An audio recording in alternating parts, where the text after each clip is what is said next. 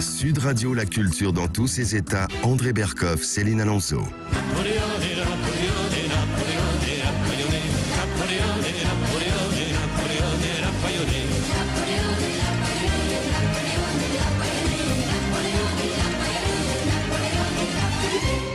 Devant le siège de Toulon, anodie comme au pont d'Arcole, toujours. La saga, l'histoire, la légende. Et bien là, c'est Serge Lama, évidemment, qui avait joué Napoléon dans un opéra, on peut le dire, célèbre.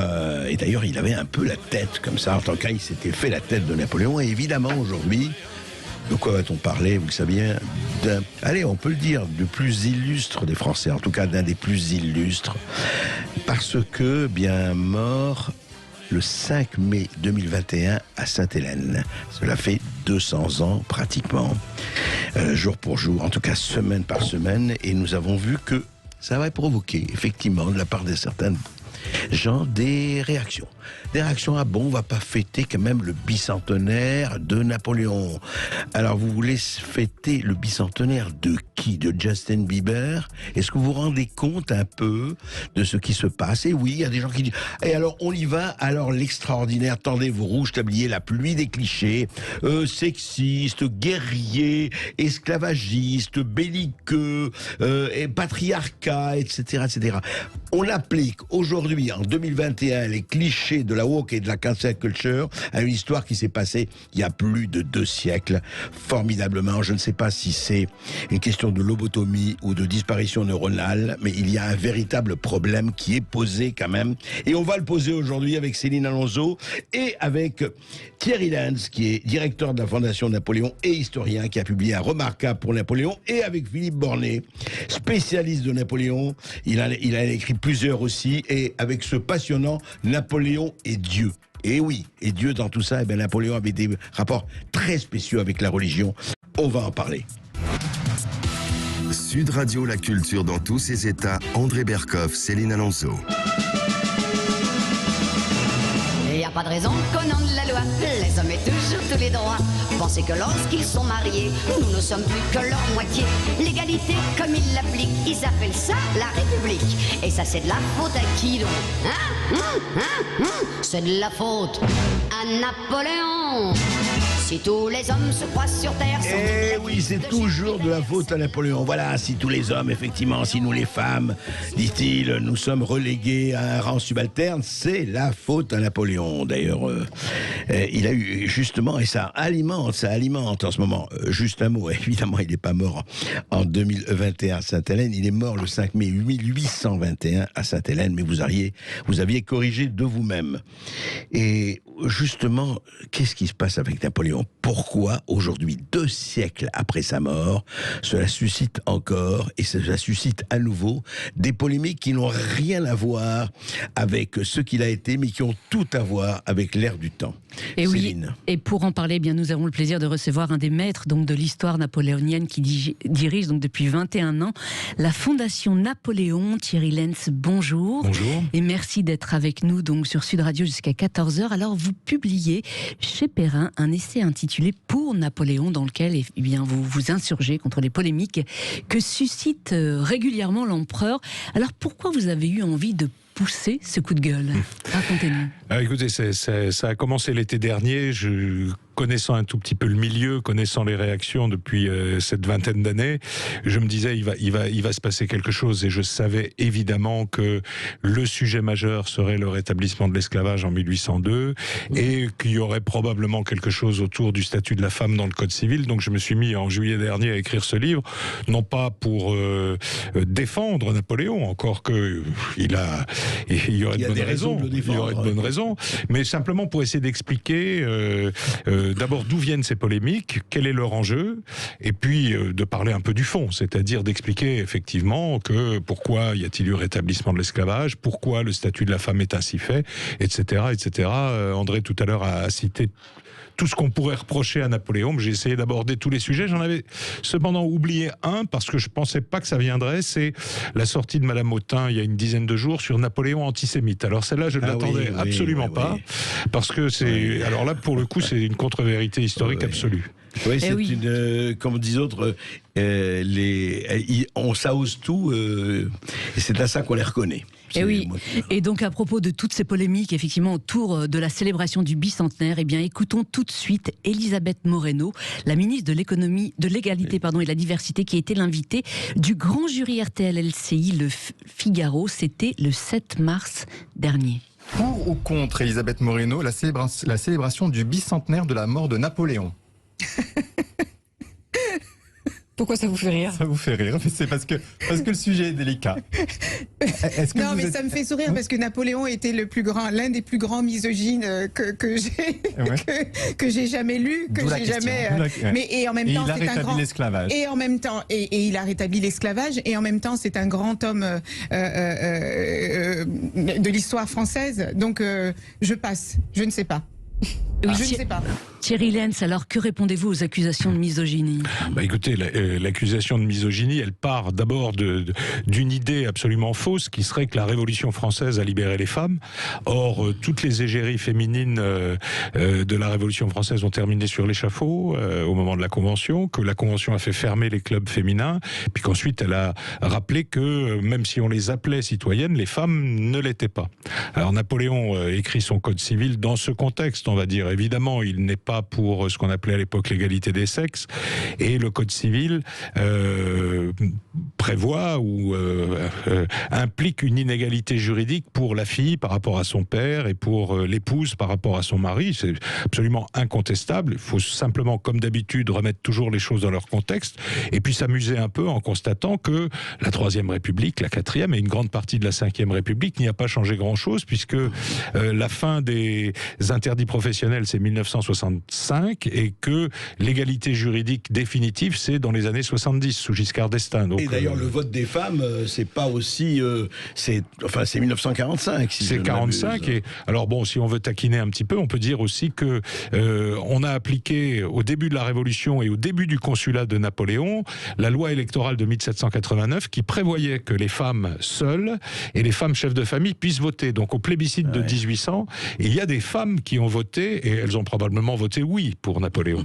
Et oui, ce qui fait surtout réagir, effectivement, c'est ces articles du Code civil, notamment l'article 213, qui indique, il faut le rappeler, que le mari doit protection à sa femme, la femme obéissance à son mari, et l'article 324 de 1810, qui excuse donc le meurtre par le mari d'une femme adultère en cas de flagrant délit dans la maison conjugale. C'est-à-dire qu'il blanchit pas, hein. C'est une excuse qui n'est pas absolutoire, comme on dirait, mais oui, c'est une circonstance. Mais écoutez, je vais pas vous dire que c'est bien, etc. Simplement, ce que disait tout à l'heure André Berkoff, c'est que c'était il y a 200 ans. Exactement. Donc c'est assez difficile d'aller dire à Napoléon il y a 200 ans, vous n'avez pas raison. Évidemment, aujourd'hui, tout ça nous choque, mais quand on fait de l'histoire, on se place d'abord dans l'époque qu'on étudie, et puis c'est aussi une occasion de voir tout le chemin parcouru depuis, et qui n'est, selon certaines, pas encore complètement accompli. Donc voilà, c'est ça l'histoire, c'est à ça que ça sert. Ça sert pas à se déchirer, ça sert à se comprendre, ça sert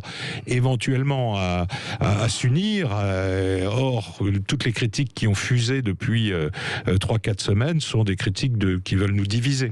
Alors, autre critique, effectivement, Napoléon a rétabli l'esclavage qui avait, lui, été aboli dans les colonies françaises en 1794. Ce fait est incontestable. Ah mais complètement, ouais. Et d'ailleurs, personne ne l'a jamais contesté. Enfin, les historiens de Napoléon n'ont jamais caché, évité, menti sur ce sujet. Hein. Tout le monde a publié des pages et des pages là-dessus. Napoléon a bien rétabli l'esclavage, il a bien rétabli la législation de l'Ancien Régime. Il y a eu une reprise en main des colonies qui a été assez sanglante, assez violente. Voilà. Bon, alors maintenant, la question, c'est pourquoi est-ce que ça s'est passé comme ça, et pourquoi Napoléon, qui était plutôt anti-esclavagiste, qui avait libéré les esclaves à Malte et en Égypte, qui avait plusieurs fois dit qu'il ne rétablirait pas l'esclavage, pourquoi l'a-t-il fait en 1802 ? C'est ça la seule question qui vaille en histoire. Et certains historiens évoquent un calcul économique. Oui, bien sûr, mais c'est très exactement ça, c'est l'économie. Les îles Antillaises, c'est le sucre. Le sucre, c'est la denrée majeure du commerce international à l'époque. Et donc, Napoléon renonce à ses principes. D'ailleurs, lui-même l'explique à Sainte-Hélène. Il regrette ce type de décision en disant j'ai trop écouté les criailleries de mon Conseil d'État et ce que nous appellerions le lobby colonial. Lui, il l'appelait pas comme ça, mais voilà. Et puis il avait cette idée géopolitique de dominer le golfe du Mexique avec ses alliés espagnols, donc d'être au fond le seul qui produise du sucre. Je termine juste en 2 mots. Abolition en 1794. Il y a des îles qui sont occupées par les Anglais où il n'y a pas d'abolition, par exemple la Martinique, et il y a des îles où jamais la loi d'abolition n'a été appliquée, c'est tout ce qui est dans l'océan Indien. Donc effectivement, Napoléon, sur le plan théorique, dit je maintiens l'esclavage là où il n'a pas été aboli, mais c'est vrai qu'il le rétablit à la Guadeloupe et dans la partie française de Saint-Domingue. Dans les 100 jours, il n'a pas aboli? Alors il abolit la traite pendant les 100 jours, et si on est complètement honnête, c'est un petit peu un coup de com', parce qu'il sait qu'au même moment, le Congrès de Vienne est en train de prendre une résolution qui interdit la traite à ce moment-là, il veut les prendre un peu de vitesse. Il vole au secours de la victoire. Il faut quand même indiquer qu'à l'époque, la question de l'esclavage ne remuait pas les foules, en quelque sorte. Et hélas, oui. Enfin, encore une fois, c'est d'autres temps, d'autres mœurs, d'autres façons de penser. Et en effet, d'abord, il faut toujours le dire, Napoléon s'est occupé de ces questions pendant quelques semaines, tout au long de son règne. On n'a pas d'exemple où il revient sur le sujet après. Voilà, c'était fait. C'était, c'était une décision dans laquelle il a négligé le facteur humain. Faut bien l'avouer. Simplement, après, il n'a pas voulu ni le génocide des Noirs, ni quoi que ce soit. Enfin, voilà. Il faut rappeler, alors justement, Thierry Lenz, face à tout ça, rappelons quand même, parce que pour les auditeurs, ce qu'a fait Napoléon, quand même, c'est extraordinaire, l'inventaire, quand même, d'extraordinaires actions dans les domaines civils, militaires. Je ne parle même pas des conquêtes. Je parle de ce qu'il a bâti. Il a bâti une architecture, un État. Il a bâti ce que nous sommes aujourd'hui, c'est-à-dire des institutions, donc le Conseil d'État, la Banque de France et le franc, etc. Bon, le franc maintenant c'est terminé. Il a modifié les paysages urbains. Par exemple, à Paris, l'alignement des maisons a véritablement commencé sous son règne. Il a inculqué des règles qui sont presque devenues des dictons. On est obligé de balayer devant sa porte, on enterre ses morts à 6 pieds sous terre. Et puis je dirais même plus, vos auditeurs ne le savent peut-être pas encore, mais Napoléon est en eux. Napoléon est en nous, parce que l'application du Code civil depuis 215 ans nous est devenue quelque chose de naturel. Et pour faire plaisir à votre invité suivant, c'est maintenant et à l'heure de notre mort, puisque les règles de la succession sont de 1804. Et Napoléon est toujours bien sûr. La moitié des articles du Code est encore en vigueur. Vous indiquez sur les 2281 articles d'origine promulgués le 21 mars 1804, près de la moitié sont actuellement en vigueur. C'est incroyable. Alors les choses ont été modifiées, la filiation, la famille, etc. Mais l'ossature même du Code n'est pas changée. Les principes directeurs sont toujours les mêmes, la liberté civile, la non-confessionnalité de l'État, la liberté contractuelle, la propriété privée, etc. Voilà. Et si vous voulez, on a modifié des choses dans le Code qui sont certes très importantes, évidemment, mais la société voulue par le Code civil, c'est toujours la nôtre. Et on lui doit, il faut le rappeler, les premières vaccinations de masse. Ah ça, il aurait... vous vous rappelez, il y a eu un dessin de Plantu, un des derniers dessins de Plantu dans le monde, c'était Napoléon qui disait à Monsieur Véran, moi votre histoire de vaccin, je vous aurais réglé ça en 5 minutes. Mais il aurait utilisé l'armée, lui. Oui, la première vaccination de masse contre la variole, puisque le vaccin contre la variole a été inventé quelques années avant son accession au pouvoir. Il a fait vacciner les militaires, essentiellement, et puis ensuite, il a fait vacciner son propre fils. Rappelons-nous qu'il avait eu beaucoup de mal à l'avoir, ce fils, mais il a pris le risque de faire vacciner le roi de Rome et de le dire, c'est-à-dire, vous devez vous faire vacciner comme j'ai fait vacciner mon fils.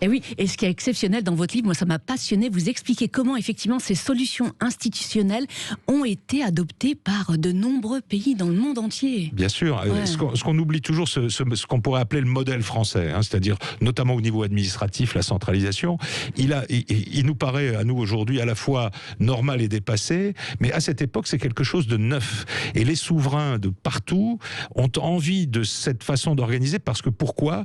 Parce que ça détruit la féodalité dans tous les pays. Et ça renforce le pouvoir de ces souverains. Et c'est pour ça que ça a eu beaucoup de succès. Alors d'abord parce que c'était très intelligemment fait, évidemment, ça a été mûri, ça a été fait par d'immenses juristes, et en même temps les souverains étrangers se disaient, mais au fond, si je veux renforcer mon propre pouvoir, il faut que je détruise la féodalité, et je ne vais pas le faire sous forme de révolution, mais je vais le faire en changeant le droit. Oui. Et son Conseil d'État a été mondialement copié. Mondialement, partout, il y a des alors il s'appelle parfois même le Conseil d'État.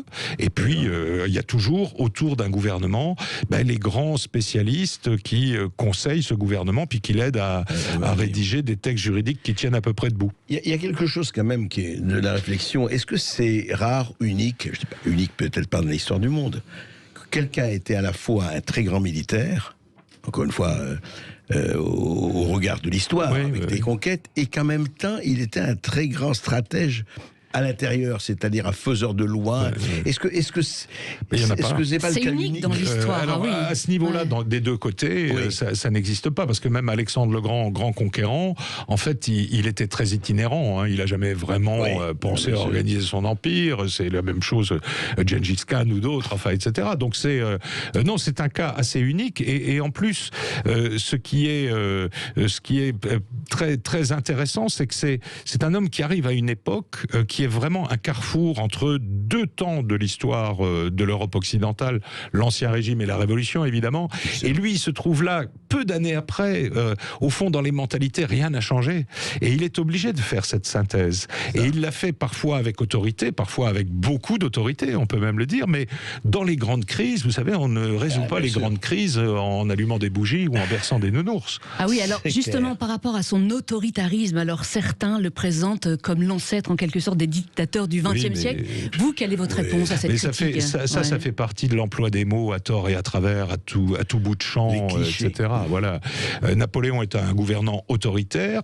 Il l'est à une époque où il fallait l'être d'abord, et puis ensuite il ne relâche pas. Bon, ça c'est vrai, il faut le dire. Mais le concept de dictature correspond à des choses très précises. Le concept de totalitarisme, n'en parlons même pas, etc. Donc il y a des personnes qui utilisent des grands mots. Et comme on n'apprend plus tellement les choses aux gens, les gens finissent par le croire, ça finit par devenir une espèce de lieu commun. Ah, Napoléon, le dictateur. Oui, voilà. Mais ça, sur le plan historique, ça ne va pas au-delà d'une affirmation sans fondement. Et oui, à ce propos, dans votre livre, effectivement, vous citez Staline, qui déclara ceci: Hitler ne ressemble pas plus à Napoléon qu'un petit chat ressemble à un lion. Oui. Alors c'est vrai que Staline n'est peut-être pas le meilleur, mais vous prenez Churchill admire Napoléon, même Wellington admirait Napoléon, qui a peuplé sa maison de statues et de tableaux de Napoléon, etc. C'est un homme qui est universellement admiré. Presque, on dirait, chaque peuple se crée un peu son Napoléon. Le Napoléon des Japonais ne ressemble absolument pas au Napoléon de l'histoire. Les Canadiens ont leur propre Napoléon. À Sainte-Hélène, le Napoléon de la population locale, c'est un local, donc c'est un homme de couleur. Mais pourquoi? Parce que Napoléon représente, y compris à Sainte-Hélène, pour cette population, une forme d'émancipation par rapport aux Anglais. Et donc voilà, c'est un peu, on en parlera peut-être tout à l'heure, c'est un peu comme Jésus-Christ, chacun a un peu le sien en quelque sorte. En fait, c'est l'auberge espagnole des grands fantasmes émancipateurs, Napoléon. C'est vrai, il y a de ça. Oui, parce qu'on néglige souvent ce côté-là, c'est que peut-être pas sciemment, mais il a emmener aux semelles des souliers de ses soldats la fin de la féodalité, une forme de libéralisme qui n'est pas toujours le libéralisme politique, mais qui est la liberté civile, qui est quand même très très importante. Et oui, j'aimerais revenir sur une critique récurrente à propos de Napoléon, c'est ces fameuses guerres qui auraient fait des millions de morts. D'où vient cette estimation, Thierry Lenz? Bien sûr, quand Napoléon a chuté, il a tout de suite fallu dire que la Restauration a voulu en faire un monstre. Alors on a lancé le chiffre de 5 500 000 morts au moment de la Restauration. Le problème, c'est qu'il n'y avait eu que 2 300 000 mobilisés. Donc il y avait 2 300 000 morts de trop. Donc je vous la fais courte. Dans les années 70, il y a un historien démographe qui a fait le travail scientifique, techniquement impeccable, etc. Et on arrive, pour la France, à un peu moins d'1 million de morts pour les guerres napoléoniennes. Donc 450 000 au combat à peu près, les autres étant morts de maladie, d'accidents, les fameux dommages collatéraux qui arrivent toujours pendant les campagnes militaires. Soit moins que la Première Guerre mondiale qui a fait 1,4 million de morts. Évidemment, moins même que la guerre de 30 ans, on va dire 100 ans plus tôt, qui fait en Europe 12 millions de morts, dont 3 probablement en France. La guerre de 7 ans fait 2 millions de morts au niveau niveau européen, elles durent 7 ans. Les guerres napoléoniennes, c'est 2 fois plus. Le total des morts, c'est entre 2 500 000. C'est bien sûr beaucoup de morts, mais c'était aussi une époque où aucune génération ne vivait sans avoir connu une très grande guerre. C'est quelque chose que nos esprits aujourd'hui ne comprennent plus parce qu'on ne l'explique plus. C'est-à-dire que nous croyons que la paix est la situation normale du monde, c'est la guerre qui est la situation normale. Ce que disait Raymond Aron de Giscard, il a oublié que l'histoire est tragique. Exactement. Et effectivement, nous avons peut-être oublié cela. Encore une fois, ce n'est pas pour défendre ou excuser Napoléon, mais il faut, et moi ce qui me frappe dans tout ce que vous dites, c'est que, et c'est pas seulement pour Napoléon, remettez tout ça dans le contexte. Oui, il est impossible de parler des gens qui ont fait l'histoire, des historiens, etc., sans remettre dans le contexte de l'époque. Ça n'a pas de sens. Oui, bien sûr. Et vous savez, regardez, il y a 70 ans, c'était le général de Gaulle. Il a dit des choses dans certaines conférences de presse, il a dit des choses, par exemple, à Alain Perfit, etc., qui passent comme des lettres à la poste, et c'est tout proche. Alors que Napoléon dit bien moins pire à certains moments, et puis tout à coup, on en fait tout un flanc, parce que c'est pas Napoléon qui est visé. Enfin, on a tous compris. C'est notre histoire, c'est notre identité. C'est l'histoire occidentale, c'est avec ce que ça comporte. Et oui, Thierry Lenz, un dernier mot avant de faire une petite pause publicitaire. Quel regard portent les étrangers actuellement sur le fait que certains Français, effectivement, renient Napoléon ? Écoutez, extraordinairement positif. Extraordinairement positif. On se racontait hier, il va y avoir un très bon film sur Arte, la rencontre entre Metternich et Napoléon, qui est franco-allemand. Moi, j'étais au comité scientifique côté français, et on est allé voir les Allemands. Et les Allemands se sont dit, tiens, les Français, ils vont venir, ils vont nous embêter avec leur Napoléon. À la fin de la réunion, c'était les Allemands qui nous remontaient le moral, en disant, mais non, mais enfin, quand même, vous pouvez pas dire des choses pareilles, etc. Les étrangers sont fous de Napoléon. Partout, partout, partout. Et oui, le monde entier nous envie Napoléon. Eh bien, on continue de célébrer l'empereur dans un instant sur Sud Radio. On parlera surtout de ses liens avec la religion. Napoléon était-il chrétien ? Réponse dans un instant sur Sud Radio. Sud Radio, la culture dans tous ses états. André Berkoff, Céline Alonso. Napoléon, Napoléon, l'enfant prodigue de la gloire. Napoléon, Napoléon. Plus tard, après les pyramides, dans nos murs il revint encore avec les Mamelucs, les Guides. Et voilà un autre Corse célèbre, évidemment, Tino Rossi, bien sûr, qui célèbre de quoi ? Qui célèbre Napoléon, bien sûr. Napoléon dont on parle là depuis une demi-heure à Sud Radio, dans l'émission, et avec Thierry Lenz, je rappelle ce Pour Napoléon, qu'il faut absolument lire, et cet autre livre qu'il faut lire et que je recommande, Napoléon et Dieu, de Philippe Bornet. En fait, ce qui est intéressant, c'est que Napoléon, c'est vraiment l'homme multidimensionnel. Vous savez, on en parle beaucoup. Évidemment, les hommes rares dans l'histoire, comme on dit, c'est vrai. C'est-à-dire que Napoléon était un Corse. Tout Corse n'est pas Napoléon. Comment on devient ce qu'on est? Grande question. Et surtout aujourd'hui, on va parler des liens de Napoléon, là, maintenant, avec la religion, Céline. Et oui, on va en parler donc avec Thierry Lenz, directeur de la Fondation Napoléon depuis 21 ans, et avec Philippe Bornet, qui est historien de la médecine, passionné par Napoléon, qui vient de nous rejoindre sur Sud Radio. Bonjour à vous, Philippe Bornet. Alors, vous publiez chez Via Romana un livre passionnant intitulé Napoléon et Dieu. Ce sujet a été très rarement traité. Alors, Napoléon était-il chrétien par tradition ou par foi ? Un petit peu les deux, je dirais. Par tradition, certainement, puisque c'est un Corse. Il a été élevé dans la religion catholique par sa mère, comme les petits-enfants corses de cette époque. Une éducation assez dure, avec des fessées à cul nu, par exemple, quand il refuse de servir la messe. Ça va beaucoup le marquer, ça va bien lui profiter. Et oui, il s'en souvenait même à Sainte-Hélène, je crois. Ah oui, il s'en souvenait encore jusqu'à la fin de sa vie. Et puis, naturellement, il va s'éloigner de la religion, peut-être à cause d'un différend avec son confesseur à l'école militaire. Et c'est vrai que Jean Tullard a tout à fait raison de dire qu'à partir d'une certaine époque, au plus fort de la tourmente révolutionnaire, Dieu n'occupe pas une grande partie dans ses pensées, en tout cas apparemment. Mais... Et oui, il faut préciser que Jean Tullard a signé la préface de votre livre. Ah oui, j'ai eu cet honneur, je l'en remercie vivement, d'autant plus que c'est la deuxième fois qu'il m'accorde une préface. Et donc, à la fin de sa vie, il va connaître une humiliation. extraordinaire. Il va être privé de sa gloire, privé de son argenterie, il va être privé de sa famille. Il n'aura ni femme ni enfant à côté de lui. Et puis petit à petit, Hudson Law va éloigner les gens qui l'entourent. Donc privé de tout, humilié, déchu, Napoléon, comme beaucoup de gens dans ces cas-là, va se tourner vers la religion. Il va beaucoup réfléchir, parler avec les prêtres qu'il a lui-même demandé. Au pape. Oui, qu'il est passé par son oncle le cardinal Fesch, qui est intervenu auprès du pape, qui est intervenu auprès du régent d'Angleterre. Et finalement, avec l'agonie commence assez tôt, le 17 mars 1821, il tombe malade, il a la fièvre, il ne guérira jamais, il le sait, il sait qu'il va mourir. Eh bien, il va se convertir au dernier moment, certes, mais ça compte quand même. Quel Alors, jour qu'est-ce exactement que ça veut dire, il va se convertir, exactement, puisqu'il était chrétien, pardon. Alors, il était chrétien, mais il n'était pas pratiquant.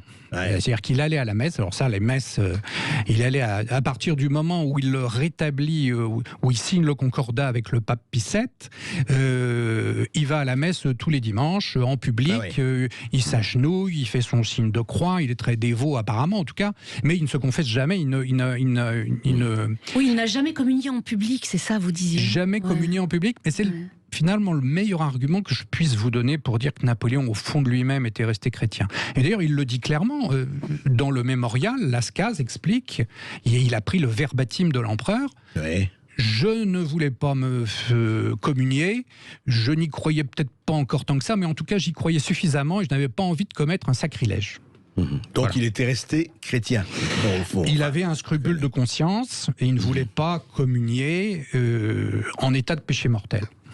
Et alors, qu'est-ce qui se passe à ce moment-là? La conversion, c'est quoi pour lui? C'est de retour vraiment à... C'est quoi? Ça signifie quoi dans ces derniers jours, enfin, de se convertir? Alors, dans les derniers jours, en pratique, c'est une scène assez fascinante. On pourrait en faire un film. Donc, il a beaucoup réfléchi, parlé avec les prêtres. Il a tout relu, les Bossuet, etc.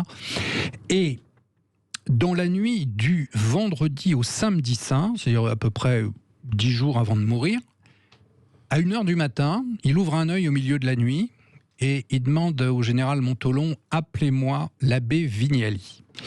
Angelo Vignali, c'est un des 2 prêtres qui est venu lui donner le secours de la religion à Sainte-Hélène. C'est un Corse, pur Corse, et qui a une figure de pâtre. Il a comme ça l'air un peu fruste, mais en fait il ne l'est pas du tout, c'est quelqu'un qui est extrêmement cultivé. Il a d'ailleurs fait quelques études de médecine en même temps que ses études de philosophie, théologie, et c'est lui qui va faire communier l'empereur, le confesser, en tout cas ce qu'il a dit au cardinal Fesch. On n'a pas de témoignage direct, mais ça semble très probable. En revanche, il n'y a pas eu de communion parce que l'empereur vomit. À l'époque, on a un très grand respect pour l'Eucharistie et l'abbé Vignali ne veut pas lui donner une hostie, lui mettre dans la bouche et la retrouver au milieu des vomissements, soyons clairs. Voilà. Et Napoléon va demander ce qu'on appelait à l'époque l'extrême onction. Aujourd'hui, on dit le sacrement des malades. Il va le demander et il va demander également qu'un prêtre vienne. Toujours Vignali, qui est le seul prêtre d'ailleurs dans l'île à cette époque-là, il va faire ce qu'on appelle la dévotion des 40 heures, c'est-à-dire prier et célébrer des messes au chevet, en quelque sorte, du lit de l'empereur. D'accord. Et il y a à ce moment-là repentir de sa part, etc. Enfin, examen sans confession, examen des fautes ou pas des fautes, etc. Il a eu des remords, des regrets, Thierry Lenz, à la fin de sa vie, Napoléon, Oui, mais ce qui est dit là est passionnant parce qu'effectivement le sujet de la religion dans les mémoires des compagnons de Napoléon est quasi permanent. Il se passe pas une semaine sans qu'il y ait une grande conversation sur la religion. Alors souvent bien sûr le catholicisme romain, mais pas mal sur l'islam aussi, ce qui provoque beaucoup de confusion dans les esprits islamisés. Mahomet, pour Napoléon, c'est surtout le guerrier qui l'intéresse. Il n'a de connaissance de Mahomet que le Mahomet de Voltaire. Et donc ses pièces préférées. Oui, on ne peut plus jouer aujourd'hui. Non, c'est impossible. Mais la religion devient importante et je dirais qu'il y a enfin, je n'ai pas encore lu votre ouvrage que j'ai évidemment, mais il y a une question par exemple qui est importante, c'est que Napoléon avait été théoriquement excommunié en 1809. Or, il se trouve qu'on lui donne des sacrements qui, normalement, ne peuvent pas être donnés aux excommuniés. Je peux répondre à cette question. Ouais. Je peux répondre à cette question qui intriguait aussi beaucoup Jean Tula. On en a parlé au téléphone. Il me disait, je vais vous lire avec intérêt parce que je n'ai pas encore les idées totalement claires sur le sujet. Alors, l'excommunication de 1809 est la conséquence immédiate de l'entrée des troupes françaises du général Miolis à Rome. Le général Miolis va désarmer la garde pontificale. À partir de ce moment-là, on peut dire que le pape, en fait, est prisonnier chez lui. Et il va y avoir une excommunication, une bulle qui va être fulminée dans la nuit et qui va être un coup de tonnerre dans toute l'Europe. Mais la police impériale est là pour que la nouvelle se répande très lentement. Voilà. Alors, la motivation, moi je l'ai lu d'un bout à l'autre, c'est un texte assez difficile à se procurer, là, l'excommunication de Napoléon. Et je l'ai lu à la loupe, et il n'y a aucun motif strictement religieux à cette excommunication. C'est politique. Oui, enfin c'est politique. Le pape considère que porter atteinte à son temporel, à sa souveraineté, c'est amoindrir le chef de l'Église, et donc il l'excommunie pour ce seul motif. D'accord. Après, on se dit, mais comment se fait-il qu'il lui ait envoyé des prêtres? Alors ça veut dire qu'il avait pardonné. Alors en fait, il a pardonné. Il aura beaucoup de bonté pour la famille Bonaparte. Il aura énormément de bonté sur la famille Bonaparte. Mais ne sautons pas une étape importante. Oui. En 1814, lorsqu'il revient de l'île d'Elbe, il envoie à nouveau le cardinal Fesch à Rome avec un message verbal. Et ce message est très clair. Il tient en une phrase: l'empereur n'a plus aucune vue sur le temporel du pape. Et donc, ipso facto, l'excommunication tombe. Et elle tombe tellement que c'est le pape lui-même qui va demander au régent d'Angleterre d'envoyer 2 prêtres à Sainte-Hélène. Ah oui. On peut dire message que la fin... verbal d'une phrase. Ouais. C'est extraordinaire. Non, oui, d'une grande clarté. À la fin de sa vie, Napoléon, on peut dire qu'il a enduré le martyre quand même qu'il a fait endurer au pape à l'époque. Ah voilà, ça c'est une question ça m'a sauté aux yeux. Vous voyez, par exemple, si on part du moment où le pape est vraiment prisonnier, c'est-à-dire en fait l'arrestation du général Radet, et qu'on compte les jours jusqu'à la mort de Napoléon, on trouve 5 ans, 9 mois. 5 ans, et enfin, si je veux dire jusqu'à la libération, excusez-moi, je parle mal, entre l'arrestation du pape et sa libération en janvier 1814. 5 ans, 9 mois. Et pour Napoléon, c'est la même chose, entre la montée sur le Northumberland pour aller à Sainte-Hélène, où il sera prisonnier, et sa mort, c'est-à-dire sa libération. 5 ans, 9 mois. 5 ans, 9 mois. Et si vous faites le parallèle, vous vous apercevez que tout ce que Napoléon a fait à Picette, eh bien, Hudson Lowe va le faire à Napoléon. Je prends un exemple. Napoléon va tomber malade, à un moment il est privé de médecin. Mais il y a une période où il a mis le pape en prison, qui avait besoin de soins, parce que le pauvre pape était vieux. Et il ne l'a pas soigné. Il a été soigné, par un médecin qu'on a trouvé au passage du Mont-Cenis. Mais enfin, quand même, il y a eu un moment où il n'y a pas eu beaucoup de soins. Le pape, à un moment, on lui rogne son budget nourriture, on le réduit à 5 paoli par jour. C'est exactement ce que va faire Hudson Lowe. À un moment, il force Napoléon à casser son argenterie pour trouver de l'argent pour payer sa maison. Qu'est-ce qu'il y a encore on le prive de ses amis. Le pape avait été privé de ses cardinaux, Napoléon est privé de sa femme, de son fils, et même de sa domesticité et de ses amis les plus proches. Voilà. Mais c'est fou. Parallèle terrifiant, enfin, mais en même temps... et d'ailleurs, Lascaz le raconte très très bien, je crois, et d'ailleurs vous le racontez vous-même, Napoléon. Et ça finit comment, tout cela, Céline? Moi, j'aimerais surtout qu'on parle du mythe autour de Napoléon. D'où vient le mythe de Napoléon athée? Alors, là, je crois que c'est la faute d'un historien que pourtant j'admirais beaucoup, jusqu'à une certaine période, qui est Floriot de Langle. Il y a une phrase dans les carnets du général Bertrand qui est très connue de tous les amoureux de Napoléon, qui est la suivante. Il, entre parenthèses Napoléon, paraît dire qu'il n'y a rien après. Voilà, je crois que c'est le 2 ou le 3 mai 1821. Rien après la mort, c'est ça? Il n'y a rien après la mort, voilà. Alors, je pense que Floriot de Langle avait dû faire ça pour faire vendre ses livres, tout simplement. Comme évidemment, on aime tous le faire, mais en fait, cette phrase, et ça c'est grâce à la Fondation Napoléon que je peux vous l'affirmer, et à un autre historien qui s'appelle François Oudessec, la fameuse phrase en fait est biffée C'est-à-dire qu'elle est rayée avec un trait en spirale. J'ai vu la photo, moi aussi. Et ce biffage, cette rayure, est tellement occultant que le texte en dessous, on ne peut pas le lire, même avec les moyens modernes. Même en prenant des photos haute définition, en agrandissant, la phrase, en fait, n'a jamais été ni écrite, ni prononcée. C'est donc un faux historique, alors? Ouais. Je crois qu'on peut le dire. C'est un faux historique, absolument. Donc cette lettre est d'autant plus fausse que des cahiers du général Bertrand lui-même a tiré une version en clair qu'il a donnée pour les archives du prince Napoléon, pas lui directement, mais disons sa famille, voilà. Et dans ce texte en clair qui a été reproduit à l'époque dans les années 1920, je crois, dans la revue des Deux Mondes, la phrase ne se trouve absolument pas là. Donc cette phrase est à bannir. Voilà. Napoléon n'est pas athée, il l'a jamais été, c'est en contradiction avec tout ce qu'il a dit, avec tout ce qu'il a fait. Alors, est-ce que c'était vraiment un bon chrétien? Ça, on peut évidemment en discuter longuement, mais athée, non. Qu'est-ce qu'être un bon chrétien? C'est une autre histoire. Oui, parce que le mythe n'a pas été aussi entretenu par le fait qu'il n'a pas été marié religieusement. Alors, le mariage, c'est un petit peu compliqué.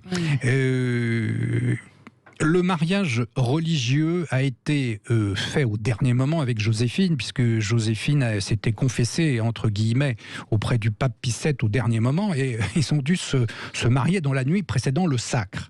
Alors on n'a pas vraiment suivi toutes les règles canoniques, en particulier le curé de la paroisse n'était pas là, il n'y avait pas suffisamment de témoins, donc selon la forme, le mariage en fait a été invalidé après pour ce motif-là. Quant au deuxième mariage avec Marie-Louise, d'une certaine manière, il n'est pas plus valide que le premier, en tout cas c'est ce que disent certains canonistes, car en fait, il a été célébré un petit peu dans les mêmes conditions, c'est-à-dire que le cardinal Fesch a dit « je n'ai pas besoin de l'autorisation du curé de la paroisse, je suis le grand aumônier de la cour, j'en ai pas besoin ». Voilà. Et en fait, on a fait au deuxième ce qu'on avait fait au premier. Et du point de vue civil, alors je ne sais pas si Thierry Laine sera d'accord avec moi, mais il y a eu une analyse au XIXe siècle d'un professeur de faculté de droit de Paris qui dit le mariage civil, le divorce de Napoléon d'avec Joséphine n'est pas légal pour 3 raisons. D'abord parce que d'après le droit français de l'époque, la femme, la mariée, doit avoir moins de 45 ans. Et Joséphine a plus de 45 ans de quelques mois. Ah oui, mais du coup, alors, vis-à-vis de la loi, Napoléon était bigame. En quelque sorte, puisque son mariage n'avait pas été annulé. Joséphine était trop âgée. Il y avait une disposition qui remonte à 1806 de Napoléon lui-même, disant on n'a pas le droit de divorcer dans la famille impériale. Et enfin, il faut bien reconnaître que le Sénat n'est pas un officier d'état civil. Il a des pouvoirs législatifs, mais il n'y a pas pouvoir de prononcer des divorces. En tout cas, 2 siècles après sa mort, Napoléon est autant adulé que détesté. Alors faut-il célébrer le fameux bicentenaire de sa mort le 5 mai? Appelez-nous tout de suite au 0826 300 300 et on vous donne la parole dans un instant sur Sud Radio. Sud Radio, la culture dans tous ses états, André Berkoff, Céline Alonso. Sud Radio, la culture dans tous ses états, André Berkoff, Céline Alonso. Écris-moi, Joséphine, apaise mon chagrin. Ton absence est un crime brûlant, un poignard dans mes reins. Est-ce bien vrai, Murat m'écrit, que tu ne viendras pas?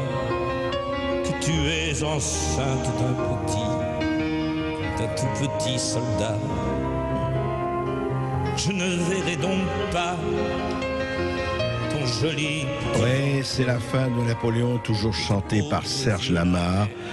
Napoléon à Sainte-Hélène, et voilà, donc bicentenaire de la mort de Napoléon, on rappelle le 5 mai 1821, et Thierry Lenz qui nous a raconté de façon très forte ce qu'est Napoléon. Il préside depuis 20 ans la Fondation Napoléon, et je rappelle son essai pour Napoléon à lire absolument. De même, il faut lire le livre de Philippe Bornet, Napoléon et Dieu, aux éditions Via Romana. Voilà, Napoléon, c'était Napoléon. Je me permets de faire cette banalité de base parce que c'était un immense bonhomme, quel que soit ce qu'on se peut penser. Et je rappelle, pensez avec le XVIIIe siècle, ne pensez pas avec vos petites théories du XXIe siècle, parce que ça n'a plus rien à voir. Céline. Et oui, alors faut-il célébrer le bicentenaire de la mort de Napoléon? C'est le débat actuel. Qu'en pensent les auditeurs de Sud Radio? Eh bien, pour le savoir, on va tout de suite rejoindre le standard de Sud Radio et on va donner la parole à Florian qui nous appelle d'Antony dans les Hauts-de-Seine. Bonjour Florian. Oui, bonjour. Alors... Oui, bonjour. Oui, écoutez, moi, je vous écoute, c'est très, très intéressant tout ce qu'a dit Thierry Lenz, c'est notre historien. Est-ce que vous ne pensez pas que le procès contre Napoléon, c'est en fait le procès contre l'histoire occidentale et l'histoire en général? Moi, je signale quand même que les historiens n'ont pas attendu 2021 pour s'intéresser au problème de l'esclavage. Et d'autre part, il faudrait peut-être rappeler que l'esclavage a d'abord été aboli par les Occidentaux, dont on fait le procès à la différence des royaumes africains et du monde arabo-musulman. Et donc, en fait, si vous voulez, j'ai réellement l'impression que ne pas commémorer Napoléon, c'est comme si on nous demandait d'abolir notre propre passé, même le plus récent, de ne plus parler ni de nos parents, ni de nos grands-parents. C'est quand même une catastrophe intellectuelle, et donc il serait temps, peut-être, enfin je ne sais pas ce qu'en pensent les historiens, que les historiens, si vous voulez, commencent à croiser le fer avec tous les décoloniaux qui sont des catastrophes intellectuelles du point de vue de la pensée et des connaissances. Oui, alors Thierry Lenz, justement, ce que dit Florian, et Philippe Bornet aussi, est-ce qu'il n'est pas le temps de croiser le fer? Vous l'avez fait avec votre livre. Voilà. C'est ce que je fais en ce moment, après m'être tenu un tout petit peu à l'écart de ça pour faire vraiment mon travail d'historien. Mais c'est vrai que les énormités qu'on a entendues sont tellement grosses, une énormité grosse, mais bon, qu'il faut réagir. Mais je crois que ce que le monsieur disait est tout à fait exact. C'est-à-dire que Napoléon n'est que une de nos lignes de défense sur notre histoire nationale, notre mémoire, notre identité, etc. C'est une grosse ligne là qui est attaquée par les décoloniaux, les racialistes et que sais-je encore. Colbert, Jules Ferry, tout ça, bon, on peut encore... On pourrait s'en passer, si je puis dire. Encore que non. Mais Napoléon, encore mais Napoléon, c'est le gros morceau. C'est-à-dire que si Napoléon... ne tient pas le coup, je pense qu'il tiendra le coup, mais voilà, et il se passe des tas de choses, et c'est pourquoi la responsabilité aujourd'hui, non pas d'ailleurs de l'État en tant que musée, culture, etc., mais des plus hauts niveaux politiques, on attend évidemment une prise de parole, c'est absolument nécessaire, c'est indispensable, et j'espère qu'elle sera dans le sens que nous souhaitons, évidemment. Philippe Bornet. Et même chose, je ne peux qu'opiner du chef. L'histoire, c'est la mémoire d'un peuple. Et que quand on sera tous morts, nos souvenirs, c'est la seule chose qu'on emmènera avec nous. Nous avons, je crois, Céline, Thierry. Oui, peut-être que Florian voulait dire encore un mot. Oui, non, mais moi je voulais seulement, on peut apporter des contre-exemples, si vous voulez. On reproche à Napoléon Bonaparte d'être antiféministe, etc. Bon, alors c'est vrai que Thierry Lenz l'a dit très bien, c'est quand même la continuité de la Révolution française qui n'a pas été tendre avec les femmes. Il faudrait peut-être rappeler aux féministes et aux néo-féministes que le droit de vote des femmes, il est en 1945, mais il aurait pu être en 1919. Mais le problème, c'est que le Sénat était de gauche et s'est opposé à la droite bleue horizon de l'époque. Voilà. Oui, ça c'est les vieilles querelles, mais on les connaît encore. Merci Florian. On va donner tout de suite la parole à Thierry qui nous appelle d'Antibes. Bonjour Thierry. Oui, bonjour Thierry. Bonjour à tous, bonjour Monsieur Berkoff. J'approuve bien évidemment l'histoire de France et j'approuve Napoléon, son histoire, tant qu'on reste dans le domaine de l'histoire, de commémorer toute la nation française, que ce soit Napoléon, que ce soit Louis XVI et pourquoi pas Charles Martel, Clovis et d'autres. Ça sert, si vous voulez, à ceux qui viennent en France de savoir où ils mettent les pieds. Je défends d'ailleurs l'histoire de chaque pays, quelle qu'elle soit, en bien et en mal.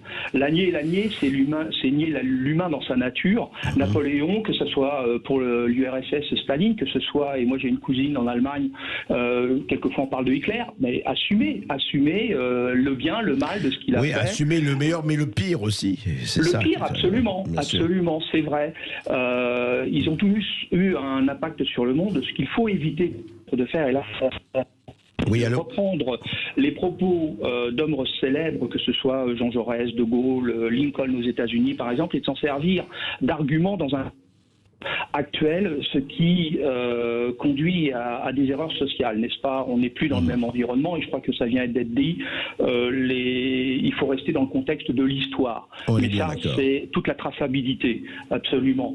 Donc l'histoire se répète, mais d'une manière générale dans ses grandes lignes, car les humains resteront encore longtemps, je crois, ce qu'ils ont été depuis des millénaires. Merci. Thierry, je voudrais, parce que je voudrais juste donner les derniers mots. On voudrait à Thierry Lenz et à Philippe Bornet. Juste un mot. Quand Marx disait que l'histoire commençait en drame et se terminait en général, se répétait en farce, est-ce que c'est encore le cas? Il parlait de Napoléon III par rapport à Napoléon Ier. Et bon, je veux dire, on peut pas toujours donner raison à Marx, évidemment, mais enfin là, en l'espèce, il avait peut-être un tout petit peu raison. Alors les napoléoniens vont beaucoup m'en vouloir, mais effectivement. Chez les Napoléons, rien n'est plus grand que Napoléon Ier, et donc même si Napoléon III a fait des choses. Il a fait des choses, mais si vous voulez, c'est pas la même ampleur historique que Napoléon. C'est pas les mêmes circonstances. Napoléon a des circonstances qui sont très très difficiles. Je cite toujours Roederer, qui était un homme de son entourage, qui disait: avec un homme comme ça, même la médiocrité s'est sentie du talent. Je trouve cette phrase magnifique. C'est joli. Philippe Bornet. Eh bien, on ne peut pas se passer de Napoléon, comme vous l'avez dit tout à l'heure. D'abord parce que Napoléon est un grand stratège, un grand politique, mais c'était aussi un homme de foi, et j'ai voulu le rappeler à ma manière, parce que c'est un aspect du personnage qu'on ne connaît pas.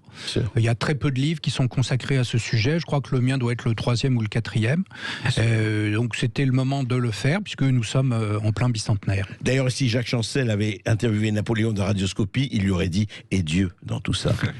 Et oui, merci Thierry Lenz et Philippe Bornet d'être venus sur Sud Radio. Thierry Lenz, je rappelle que votre livre pour Napoléon est publié aux éditions Perrin. Votre livre, Philippe Bornet, sur Napoléon et Dieu, est lui paru chez Via Romana. Tout de suite, c'est Brigitte Lahaye sur Sud Radio. Elle va parler donc des relations toxiques. À partir de quand nous sommes dans une relation toxique? Quels sont les indices qui permettent de le savoir?